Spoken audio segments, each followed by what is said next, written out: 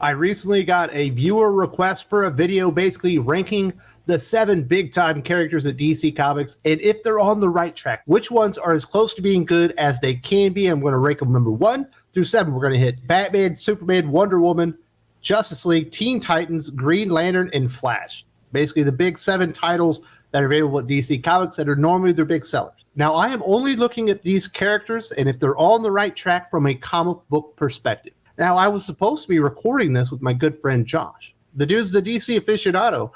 We started recording. We got through the very first selection, his and mine. And wouldn't you know it, his internet crapped out. So I'm doing this thing solo. But Josh is with me in spirit, and he would be talking about all these wonderful characters if he could be. So I hope your internet comes back in time for the show on Saturday, Josh. So let's get right to it. What is the number 1 character from DC Comics that I think is somewhat on the right track? And it's not even close. I think it's Batman for a lot of reasons. One of the major reasons being that there is so much Batman content being put out by DC Comics, it would be almost impossible for them not to get the character right at least some of the time. We do know that there are creative changes happening on Batman and Detective Comics.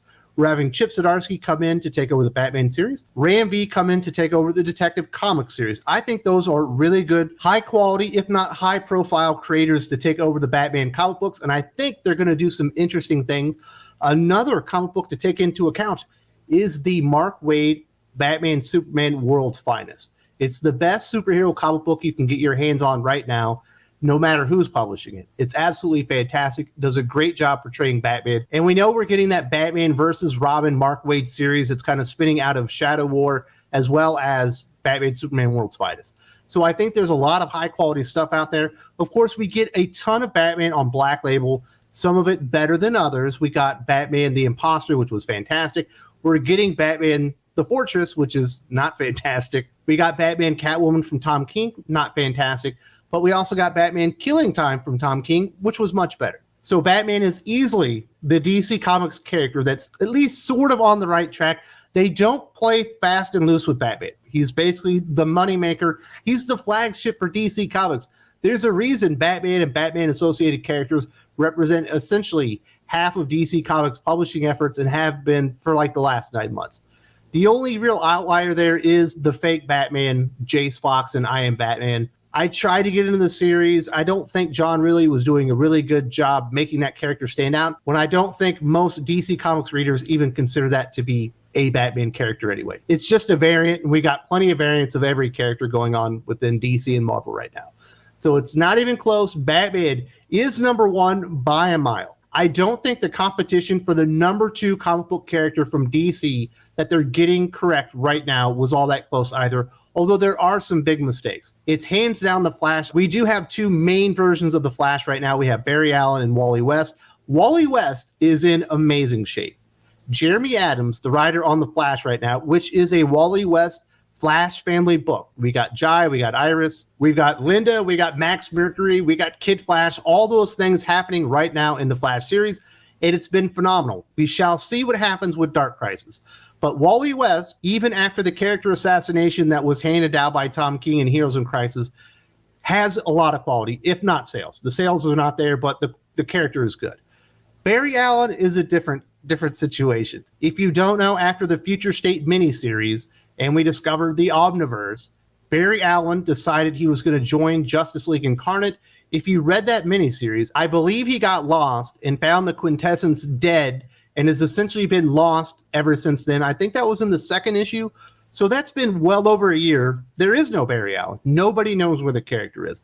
Obviously, that's what they're doing in The Flash with the DC Comics Dark Crisis tie-ins. We have Wally West and the other Flash characters looking for Barry Allen and trying to bring him back, even though the reader knows that he's in this happiness multiverse or whatever it is. So Barry Allen, not in a great state. He's essentially lost everything. But if you're looking for a really good Flash story and you like Wally West, there's a great comic book waiting for you to discover. It's called The Flash. Jeremy Adams is not a big name. The Flash is in very good shape. If you like Wally West, if you're a big old Barry Allen fan, you might not feel that way. The number 3 character that I think DC Comics are kind of getting right, I don't think they're getting this all right, is Superman. The Action Comics series by Philip Kennedy Johnson is very good. Yes, it is similar to what they did with World War Hulk, obviously incorporating Mongol and a lot of Superman lore and elements into it, but it is exploring a different side of Clark Kent. He was powered down, and it's kind of showing that he's this fantastic warrior, which I thought was a cool way to approach the series. If you had to send him away from Earth and do something with him on Warworld, I don't think anyone could have come up with a better story than what Philip Kennedy Johnson is doing right now. So that is absolutely in the favor of Clark Kent Superman. We do know that he's returning to Earth very soon. We've also got Batman Superman, World's Finest with Mark Waid. As I said earlier, fantastic interpretation of the Superman and Batman characters. So that's definitely working in its favor. Unfortunately, you also do have Superman, Son of Kal-El. John Kent is supposed to be Earth's Superman right now, but I don't think Tom Taylor is doing a good job elevating the character into the Superman mantle. And he's being duped by this weird eco-terrorist that's seducing it. I don't think it's a good story. I don't think this has done one shred of good for John Kent as far as his characterization within DC Comics. So that is absolutely working against its favor. This is where it gets dicey. The next four, I think, you could say they're all equally bad. I don't think the Justice League, Teen Titans, Wonder Woman, or Green Lantern are in a good spot right now. In fact, I'd say they're all in terrible spots. But which one's the worst? That was the hard part coming up with this. So I'll say the fourth one, or the one that's the best of the worst right now, would be Justice League. The Justice League are dead. The writer before this was Brian Michael Bendis. His interpretation of Justice League was terrible. And we are getting Justice League versus Legion of Superheroes, which is equally terrible because we also get Brian Michael Bendis' version of the Legion of Superheroes. So that doesn't exactly work out in its favor. But recently we did get a miniseries from Chip Zdarsky featuring the Justice League that was a very high quality. It wasn't amazing, but it was really good, especially in comparison to what DC Comics have been doing lately. And really the only reason Justice League outperforms the other ones is because we have, funny enough, Jurassic League, basically the Justice League, but reskinned as dinosaurs. Not exactly executed at a terribly high level. It's not all that creative. Basically, it's just the Justice League as dinosaurs. But as a Justice League book, it's pretty good. It's a good interpretation of the Justice League. So at least we have that with the Justice League. There is something out there currently that people can read that isn't just a complete abomination. It isn't the writer just taking a dump on the Justice League. Juan Gedeon, Daniel Warren Johnson's Jurassic League is a perfectly fine Justice League book. So there's something working out in its favor. So let's get to the bottom three. Number 5, in my opinion, as far as DC Comics characters that are on the right track, and that I have to say that loosely because I don't think this is happening at all, is Wonder Woman. Clunrad, Becky Cloonan, and Michael Conrad, the current writers on Wonder Woman, are doing the character no favor. They're not really writing compelling stories, and essentially nobody is buying the book, which I think is awful because Wonder Woman is one of the most important characters in all of comic books, not just DC Comics. Recently, Wonder Woman died, and I'm not talking about Death of the Justice League. I mean, she died at the end of Dark Knight's death metal. I don't think people even remember that. I've actually had people say, what do you mean Wonder Woman died? It's like, yeah, she died like less than 2 years ago. Of course, she's dead again in Death of the Justice League, but at least she has an ongoing series. And there are a couple of spin-off titles, and they are not very good. We have Nubia, Queen of the Amazons now, which is actually really terrible and doesn't work out in its favor, but at least there's something out there for people to read. That is the only thing keeping Wonder Woman above the other two titles. But Wonder Woman is in terrible shape. This is a very bad interpretation of the character. It's going nowhere fast, and it is shedding viewers faster than you can possibly imagine. Now let's get to the bottom two. This was a difficult decision to make, who I thought was the second to worst and not just the worst, because Teen Titans and Green Lantern are in terrible shape. I'll go with Teen Titans being better than Green Lantern right now. We just had Teen Titans Academy finish up. Tim Sheridan's take on Teen Titans Academy was awful. I think they were going for what Strange Academy is able to accomplish within the Marvel Comics universe. He just was not up to the job of executing a story like this with a team like this and introducing new, compelling young heroes. All the young heroes are very forgettable. Most of them are very, very annoying. But the thing that he didn't do that's happening maybe with Green Lantern, he didn't destroy all the Teen Titans characters. Yes, we did get Red X, and the execution on that was terrible, and the reveal that there's 3 Red X's, and we never even saw the... Don't even get me started on it.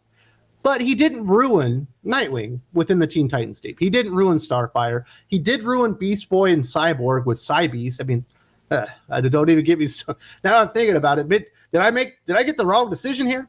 Nah, he didn't ruin every character. there are at least some things going. Like if you wanted to start a Teen Titans book in the near future, you would only have to unscrew the Cyborg Beast thing.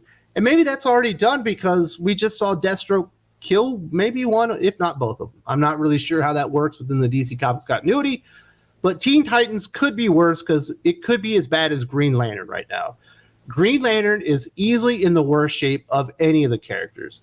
There are a lot of human Green Lanterns out there, which is already a mistake on the part of DC Comics and certainly not Geoff Thorne's fault. But his Green Lantern run is atrocious.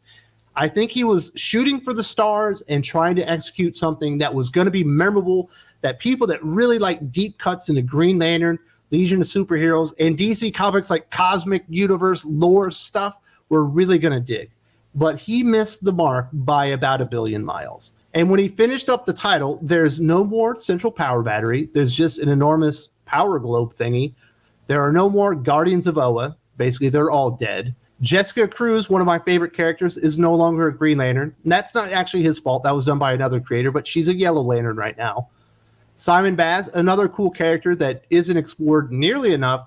He's not a Green Lantern right now. He's a white something or other.